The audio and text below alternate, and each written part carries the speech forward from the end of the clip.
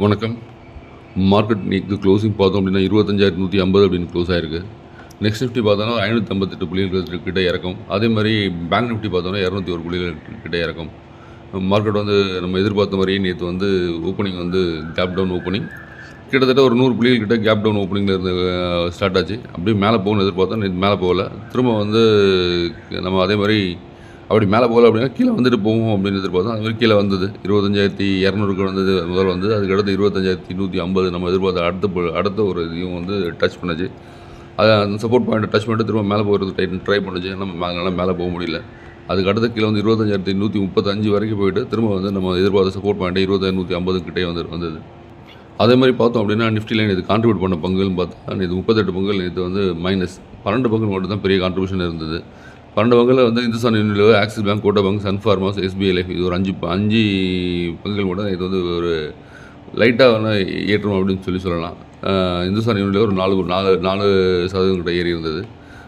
அதுக்கப்புறம் வேறு எந்த பங்கும் பெருசாக வந்து ஏறின மாதிரி தெரியல. அதேமாதிரி டிசிஸோட ரிசல்ட் வந்து எஃபெக்ட்னால ஒரு கிட்டத்தட்ட 4% கிட்ட இறங்கியிருந்தது நேற்று. அதே மாதிரி மகேந்திரா ஒரு 3%, ரிலையன்ஸ் பார்த்தா ஒரு 1.25% இறங்கியிருந்தது. HDFC பேங்க் பார்த்தா ஒரு 1% இறங்கியிருந்தது நேற்று. கிட்டத்தட்ட ஒரு 250 புள்ளிகள் கிட்ட மைனஸ். பாசிட்டிவ் சைட் பார்த்தீங்கன்னா ஒரு 50 புள்ளிகள் கிட்ட பாசிட்டிவ் சேர்த்து நேற்று இண்டெக்ஸ் வந்து கிட்டத்தட்ட -200 அப்படின்னு கிட்டத்தட்ட முடிஞ்சிருக்கு நமக்கு. அதே மாதிரி ட்ரம்ப்போட எஃபெக்ட்னால மார்க்கெட் வந்து நாளுக்கு நாள் லைட்டாக வந்து நல்லா ஸ்ட்ராங்காக இருந்த மார்க்கெட் ஒரு நாளும் வந்து லைட்டாக வந்து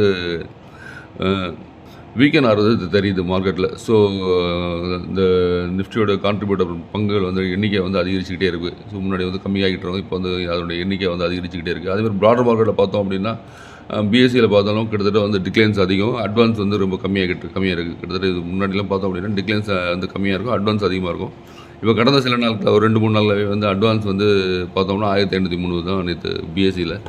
அதே மாதிரி டிக்ளைன்ஸ் நேற்று அதிகரித்து ஒரு 2516 கிட்ட நேற்று வந்து அதிகரிச்சிருந்தது. அதே மாதிரி பார்க்கும்போது அதேமாதிரி ப்ராட் மார்க்கெட்டில் என்எஸ்சியில் எடுத்துக்கிட்டோம் அப்படின்னா டிக்ளைன்ஸ் வந்து 1891 பங்குகள் நேற்று வந்து இறக்கம் கண்ட பங்குகளாக இருந்தது. அட்வான்ஸ் வந்து ஒரு 1030 பங்குகள் கிட்ட தான் வந்து நேற்று வந்து ஏற்றம் கண்ட பங்குகளாக இருந்தது.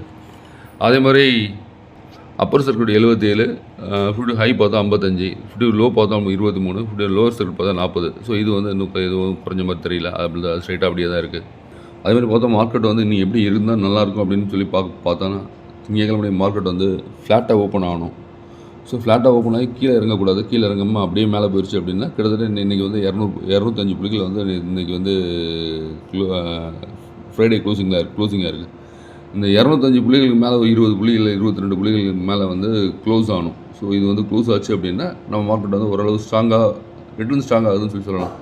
இல்லை அப்படியே சஸ்டெயின் ஆகிறதுக்கு 25,150 புள்ளிகள்லேயே வந்து திங்கக்கிழமை செவ்வாய்க்கிழமை ட்ரேட் ஆகணும். ஸோ இதை விட்டு இறங்கக்கூடாது. 25,150 விட்டு இறங்காமல் ஸோ ட்ரேடிங் வந்து திங்கள் அல்ல செவ்வாய், ஸோ அதே ரேஞ்ச் பவுண்ட் மார்க்கெட்லேயும் வந்து ட்ரேட் ஆகணும். இந்த புள்ளிகளை விட இறங்கிச்சு அப்படின்னா கிட்டத்தட்ட அடுத்த சப்போர்ட் ரேஞ்ச் வந்து 25,020 25,050 வரைக்கும் அடுத்த சப்போர்ட் பாயிண்ட்டாக நமக்கு செயல்பட ஆரம்பிக்கும். அந்த 25,020 இல்லை 25,050 இதையும் வந்து மார்க்கெட் நம்ம பிரேக் பண்ணுறேன், நம்மளுடைய ட்ரம்ப் ஏதாவது சொல்லி ஏதாவது பிரேக் ஆச்சு அப்படின்னா அடுத்த சப்போர்ட் லைன் 24,850 தான். ஸோ அது வரைக்கும் போகக்கூடிய வாய்ப்புகளும் உண்டு. ஸோ ஏன்னா நம்மளுடைய மார்க்கெட்டோட ட்ரெண்ட் அந்த மாதிரி இருக்குது. அதே மாதிரி நம்மளுடைய Q1 ரிசல்ட் டிசிஎஸ் வந்து நம்மளுடைய ரிசல்ட்டில் வந்து கொஞ்சம் அதாவது ரொம்ப மோசம்னு சொல்ல முடியாது, ஓரளவு நல்லா தான் இருந்தது. அதாவது மார்க்கெட் எப்படி எடுத்துக்கிடுச்சுன்னா மார்க்கெட் வந்து பெரிய அளவு எதிர்பார்த்த அளவு இல்லை அப்படின்றத எடுத்துக்கிட்டதுனால ஃபஸ்ட் என்ன சொல்லுவாங்களே முதல் இதை முற்றிலும் கொணல் அப்படிம்பாங்களே, அது மாதிரி முதல்ல அந்த டிசிஎஸ் ரிசல்ட் வந்து மார்க்கெட் வந்து லைட்டாக எஃபெக்ட் பண்ணியிருக்கு அப்படின்னு சொல்லி கூட சொல்லலாம். அதே மாதிரி இன்றைக்கி இல்லை நாளைக்கு அதே மாதிரி ட்ரம்ப் எதுவும் வந்து சொல்லாமல் இந்த டாரிஃப் விதிமுறைலாம் எதுவும் வந்து பெருசாக வந்து யூஎஸ் மார்க்கெட் எஃபெக்ட் பண்ணாமல், ஸோ அதே மாதிரி ப்ராடர் மார்க்கெட்டில் எதுவும் வந்து பெரிய நியூஸஸ் ஜியோ பாலிட்டிக்ஸ் நியூஸ் எதுவும் இல்லாமல் இருந்தது அப்படின்னா மண்டே மார்க்கெட் ஓப்பனிங் வந்து ஃப்ளாட்டாகவே இருக்கலாம். அதில் வந்து மேலே கொண்டு போகிற வாய்ப்புகளும் உண்டு. ஸோ இதுதான் வந்து நம்ம எதிர்பார்க்குறது. மண்டே மார்க்கெட் வந்து ஃப்ளாட்டாக ஓப்பன் ஆகி அப்படியே மேலே போகணும், 25,220க்கு மேலே முடியணும். அப்படி இல்லை அப்படின்னா திங்கள் செவ்வாய் ஃப்ளாட்டாகவே ஓப்பன் ஆகி திரும்ப அதே கன்சாலிடேட்டட் ரேஞ்சில் வந்து 25,200 இதிலே போகணும். அப்படியே பிரேக் ஆச்சு அப்படின்னா 25,000 வரைக்கும் வந்துட்டு திரும்ப கூட ரேஞ்ச் பவுண்ட் மார்க்கெட்டில் திரும்ப வந்து மேலே போகலாம். ஸோ அது ஒன்றும் பிரச்சனை கிடையாது. ஆனால் 25,000 தான் உடைக்கக்கூடாது மார்க்கெட். 25,000 உடைச்சா 24,850 கீழே வரதுக்கு வாய்ப்புகள் உண்டு. அதுக்குள்ளே இந்தியாவுக்கான தாரிஃப் என்ன அப்படின்றத பற்றி நம்ம ட்ரம்ப் சார் சொல்லிட்டாங்க அப்படின்னா மார்க்கெட் வந்து மேலே போகிறது மேலே வந்து அப்படி போயிடும். ஸோ அதே மாதிரி மேலே போகும்போது 25,650 ஸ்ட்ராங் ரெசிஸ்டன்ஸ் அங்கே செயல்பட்டுருக்கு. ஸோ அதை உடச்சி மேலே போகும்போது மேற்கொண்டு நகரக்கூடிய வாய்ப்புகள் உண்டு. எது எப்படி இருந்தாலும் சரி, நம்ம எதிர்பார்த்த நிஃப்டியோட ஆல் டைம் ஹை அப்படின்ற அந்த 26,000 சில்லறைக்கு மேலே வந்து நம்ம வந்து எதிர்பார்க்குறது வந்து ஆகஸ்ட் செப்டம்பர் எதிர்பார்க்குறோம். ஸோ அதை வந்து ஆகஸ்ட் கடைசியில் இல்லை செப்டம்பர் முதல் வாரத்தில் அது வந்து உடைக்கக்கூடிய வாய்ப்புகள் ரொம்ப பிரகாசமாகவே இருக்குன்னு நம்ம எனக்கு பார்த்துட்டு இருக்கும்போது தெரியுது. பார்க்கலாம் எது எப்படி இருந்தாலும். செப்டம்பர் ஃபஸ்ட் ஆர் செகண்ட் வீக்கில் கண்டிப்பாக வந்து 50 ஹையை வந்து ஆல் டைம் ஹையை வந்து உடச்சி மேலே போகிறதுக்கான வாய்ப்புகள் வந்து நான் எதிர்பார்க்குற மாதிரி நடக்கும்னு நினைக்கிறேன். பார்க்கலாம். அதேமாதிரி செக்டார் இண்டஸ்ட்ரீஸ் எடுத்துக்கிட்டோம் அப்படின்னா எல்லா செக்டருமே வந்து நல்ல ஒரு இறக்கம். அது realty, telecom, oil and gas, PSC, IT இதெல்லாம் வந்து நம்ம ஆட்டோ இந்த செக்டரும் வந்து ஒரு நல்ல ஒரு இறக்கம். கிட்டத்தட்ட ஒரு 1.5% மேலே இறங்கி இருந்தது. அதே மாதிரி பார்த்தோம் மார்க்கெட்டில் வந்து சில பங்குகள் வந்து என்ன மார்க்கெட் விழுந்தாலும் சரி, நான் வந்து மேலே தான் போவேன்னு சொல்லி போகிற பங்குகள் இருக்க தான் செய்யுது. அதில் வந்து கடந்த வாரத்தில் வந்து பார்த்தோம் அப்படின்னா கிளென்மார்க் ஃபார்மா அது கிட்டத்தட்ட ஒரு 19% ஏற்றம் கொடுத்துருக்கு கடந்த வாரத்தில். அதே மாதிரி ஃபோர்ஸ் மோட்டர் ஒரு 14% ஏற்றம் கொடுத்துருக்கு. கேப்ரியல் பார்த்தோம்னா 13% ஏற்றம் கொடுத்துருக்கு. போரசன் ரினியூவபிள் 12% ஏற்றம் கொடுத்துருக்கு. கார்ட்ரேட் ஒரு 11% ஏற்றம் கொடுத்துருக்கு. சிர்மா எஸ்ஜிஎஸ் அது ஒரு 11% ஏற்றம் கொடுத்துருக்கு. லெமன் ட்ரீ ஹோட்டல்ஸ் ஒரு 10%, குளோபல் ஹெல்த் ஒரு 10%, Venus pipe and technology Venus pipes ஒரு 9% ஏற்றம் கொடுத்துருந்தது. ஐஎல் ஃபைனான்ஸ் ஒரு 9%. அதே மாதிரி விஐபி இண்டஸ்ட்ரீஸ் ஒரு 9%. விஐபி இண்டஸ்ட்ரீஸ் நல்ல ஒரு ஏற்றம் கொடுத்துருக்கு கடந்த வாரத்தில். அதே மாதிரி ஆரியன் ப்ரோ சொல்யூஷன்ஸ் ஒரு 8% ஏற்றம் கொடுத்துருக்கு. இந்துஸ்தான் யூனிலிவர் ஒரு 7%, 7.25% ஏற்றம் கொடுத்துருக்கு. அதே மாதிரி ஆப்டஸ் வேல்யூ ஹவுசிங் கிட்டத்தட்ட ஒரு 7% ஏற்றம். ரிலாக்ஸா ஃபுட்வேர் ஒரு பிரேக் அவுட் ஸ்டாக்காக இருந்தது கடந்த வாரத்தில் பார்த்தோம். அதுவும் ஒரு 8% ஏற்றம் கொடுத்துருக்கு. அதுமாதிரி கிர்லோஸ்கர் ஆயில் இன்ஜின் அது ஒரு 7% ஏற்றம் கொடுத்துருக்கு. நெட்வொர்க் டெக்னாலஜி ஒரு 7% ஏற்றம் கொடுத்துருக்கு. ஸ்டெர்லிங் அண்ட் வில்சன் ஒரு 7% ஏற்றம் கொடுத்துருக்கு. யாத்ரா ஹாஸ்பிட்டல் ஒரு 6% ஏற்றம் கொடுத்துருந்தது. டிரான்ஸ்ஃபார்மர் ரெக்டிஃபயர்ஸ் அதுவும் ஒரு 6% ஏற்றம் கொடுத்துருந்தது. அதேமாதிரி புது ஸ்டாக்கான ப்ரோஸ்டாம் இன்ஃபோ சிஸ்டம் அதுவும் கிட்டத்தட்ட ஒரு $152 $205 இது க்ளோசிங் 35% ஏற்றம் கொடுத்துருது. நிலா ஸ்பேசஸ் கிட்டத்தட்ட பார்த்தோம்னா $28 ஏற்றம் கொடுத்துருந்தது. $11.50 கிட்டத்தட்ட $15 வரைக்கும் கிட்டத்தட்ட கடந்த ஒரு வாரம் 30% ஏற்றம் கொடுத்துருக்கு. சம்பவ் ஸ்டீல் டியூப்ஸ் ஒரு 22% ஏற்றம் கொடுத்துருக்கு. மம்தா மிஷினரி ஒரு 20% ஏற்றம் கொடுத்துருக்கு. என்விரோ இன்ஃப்ரா நேற்று ஒரு மார்க்கெட்டில் டைமில் நல்லா இருந்தது. ஒரு 19% கிட்ட ஏற்றம் கொடுத்துருக்கு. டைமண்ட் பவர் இன்ஃப்ரா அதுவும் 18% ஏற்றம் கொடுத்துருக்கு.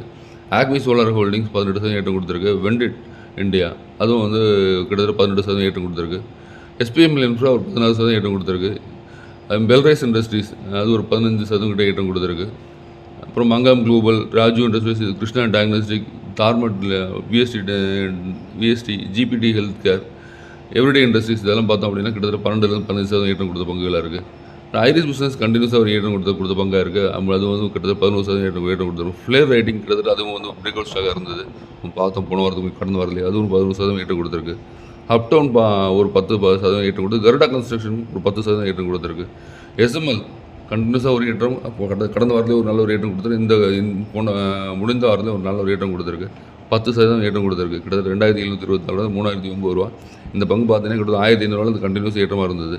டேட்டாமேட்டிக்ஸ் குளோபல் அதே மாதிரி ஒரு 10% ஏற்றம் கொடுத்துருக்கு. சிமெண்ட்ஸ் எனர்ஜி புதுசாக வந்ததுலேயே அந்த ஸ்டாக் அவங்க பிரித்து கொடுத்து அதுவும் கிட்டத்தட்ட ஒரு 9% ஏற்றம் கொடுத்துருக்கு. கியூபிட் ஒரு 9% ஏற்றம் கொடுத்துருக்கு. கேஆர் அண்ட் ஹிட் எக்ஸ்சேஞ்சர் அது ஒரு 9% ஏற்றம் கொடுத்த பங்காக இருக்குது. ஸோ இதெல்லாம் பார்த்தோன்னே போன கடந்த வாரத்தில் ஒரு நல்ல ஒரு ஏற்றம் கொடுத்த பங்குகள். அதுமாதிரி ஒரு நல்ல ஒரு இறக்கம் கண்ட பங்குகள்லாம் பாரஸ் டிஃபென்ஸ் வந்து இது அந்த ஸ்பிளிட்டான பிறகு கிட்டத்தட்ட 12% இறங்கியிருக்கு. செலர் டெக்னாலஜி ஒரு 10% இறங்கியிருக்கு. ஷாரதா கிராப் ஒரு 9% இறங்கியிருக்கு. எம்சிஎக்ஸ் ஒரு 9% இறங்கியிருக்கு. டைட்டன் ப்ரோ 8% இறங்கியிருக்கு. சோலார் இண்டஸ்ட்ரீஸ் ஒரு 8% இறங்கியிருக்கு. தீபக் ஃபெர்டிலைசர்ஸ் ஒரு 7% இறங்கியிருக்கு. பாரத் ஃபோர்ஜி ஒரு 7% இறங்கியிருக்கு. இன்ஃபோ ஏஜ் ஒரு 7% இறங்கியிருக்கு. Maharashtra Seamless, Gujarat Mineral Development Corporation, Zee Entertainment, Chennai Petro, Kirloskar Brothers இதெல்லாம் பார்த்தா கிட்டத்தட்ட ஒரு 7% இறங்கிய பங்குகளாக இருக்குது. Gravita, Apollo Micro System, Bharat Dynamics, Equitas Small Finance, Max Health Care, Mangalore Refinery, Entrance Technology, Cartage Industries, Garden Shipping, Aurobindo Pharma, Crompton Greaves, Processing System, Siemens, Fortis Health Care இதெல்லாம் பார்த்தோன்னா 5-7% இறங்கிய பங்குகளாக இருக்குது. அதேமாதிரி அடுத்த வாரத்துக்கான ஸ்டாக்ஸ் அப்படின்னு சொல்லி பார்க்கும்போது பிரேக் அவுட் ப்ளஸ் வால்யூம் இதெல்லாம் வச்சு எடுத்து பார்க்கும்போது சிமன்ஸ் எனர்ஜி கொஞ்சம் நல்லா இருக்க மாதிரி தெரியுது. $3,170 ட்ரேட் ஆகுது. சிமன்ஸ் எனர்ஜி ஒரு நல்ல ஒரு இதில் கண்டினியூஸாக ஒரு ஏற்றம் வந்து இருக்குது. பங்கு பிரித்த பிறகு அதனுடைய ஐலேருந்து திரும்ப ஏறிக்கிட்டு இருக்குது. அதே மாதிரி அடுத்து வந்து ஆக்மி சோலார் ஹோல்டிங்ஸ் அது வந்து ஒரு 52 வாரம் ஹையை உடச்சிருக்கு, பிரேக் அவுட் ஆகி கொடுத்துருக்கு. அது மாதிரி இந்துஸ்தான் யூனிலிவர் நேற்று வந்து பிரியா நாயர் அப்படின்னு புதுசாக வந்து CEO அப்பாயின்மெண்ட் பண்ண பிறகு அதோட அந்த பங்கு வந்து நேற்று வந்து ஒரு 4% கிட்ட ஏற்றம் இருந்துக்கிட்டது. அது ஒரு அடுத்த வாரத்துக்கு வந்து அந்த பங்கு நல்லாயிருக்கும் அப்படின்னு தெரியுது. அது மாதிரி கியூபிட் கொஞ்சம் நல்லா இருக்க மாதிரி தெரியுது. ஸோ இந்த பங்குகள்லாம் கவனிக்கலாம். மேற்கொண்டு நமக்கு பங்குகள் வேணும் அப்படின்னா நம்மளுடைய குரூப் சில்வர், டைமண்ட், கோல்டு அப்படின்ற குரூப் இருக்குது. ஸோ அதில் வந்து ஜாயின் பண்ணுங்கள். ஒரு ரொம்ப கம்மியான வேல்யூ தான் உங்களுக்கு. ஒரு 3 மாதம் ப்ளஸ் 1 மாதம் ஃப்ரீ. சில்வர் பார்த்தோம் அப்படின்னா 1399 ரூபா மட்டும்தான் 4 மாதத்துக்கு. அதேமாதிரி கோல்டில் வந்து பார்த்தோம்னா 1999 ரூபா 4 மாதத்துக்கு.